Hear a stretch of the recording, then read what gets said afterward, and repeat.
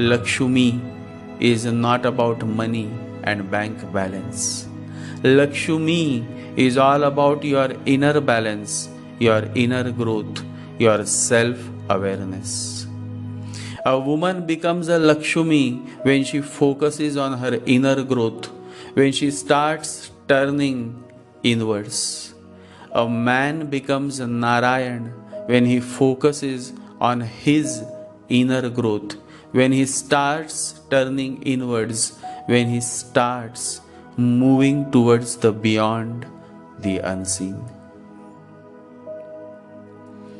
This seed of thought, Bij, is what Revati Nakshatra stands for. It brings a certain depth of understanding.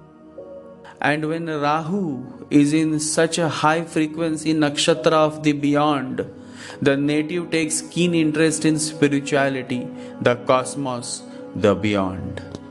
The native at some stage of his life or her life self-realize the fact that to experience true love and lasting happiness, one has to learn the way of the Buddhas.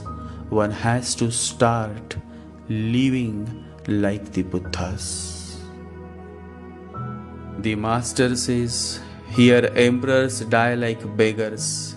If you want to die like emperor, then learn to live like Buddha. The real emperor is the one who has conquered himself. He has become the Buddha. He has attained control over all his senses. A naked young woman may stand before him. She may try to seduce him through her appealing body, through her intoxicating dance, through her sexy moves. But such a man will simply giggle and say, "What are you doing? Wear something, else you will catch cold." And that's what happened when Amrapali, one of the most beautiful women, tried to attract and seduce a disciple of Gautam Buddha. She invited the disciple to stay with her. The disciple said, "I will ask my master." He asked Buddha, and Buddha said, "You can go and stay with her. After 4 months you can return." The other disciples became jealous because Amrapali was one of the most beautiful women of the town. Kings and wealthy men dreamed of her beauty and had become slaves of her beauty. The disciples went to Buddha and said, "Master, what are you doing? She will seduce him. She is the most beautiful woman of the town. How can he maintain his celibacy when such a beautiful, sexy woman is staying with him?" Buddha said, "You all don't think much. Let him go. He will be all right."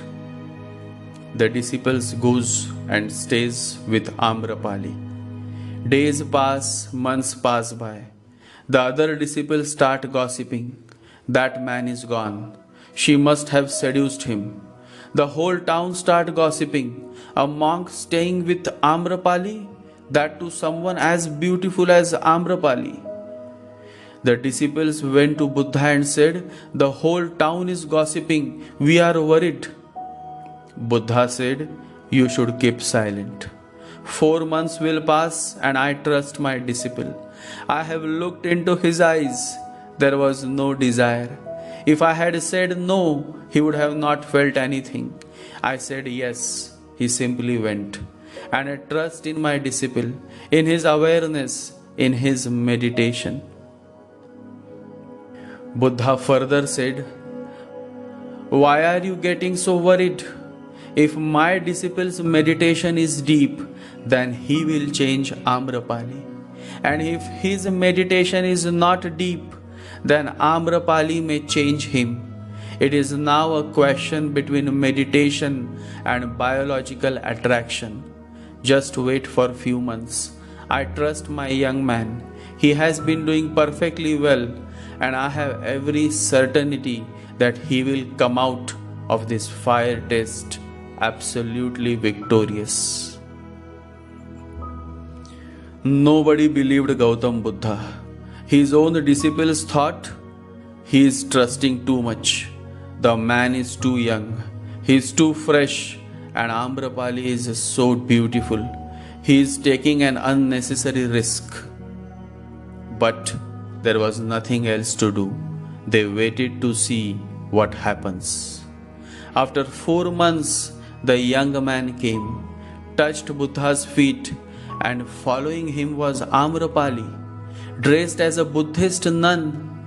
She touched Buddha's feet and she said, "I tried my best to seduce your disciple, but he seduced me.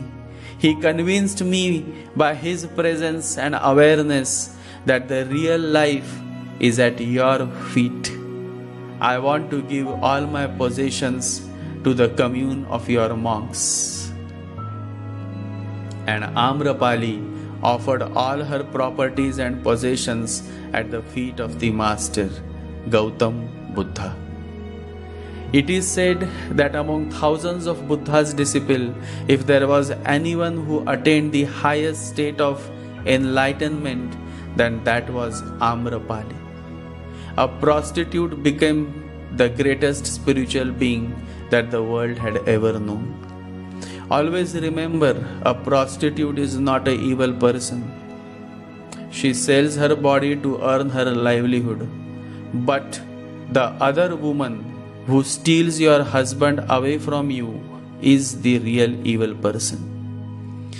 Mary Magdalene was also a prostitute, but her love for Jesus is beyond the power of words. She became one of the greatest lovers of Jesus, and Jesus showered his blessings on her.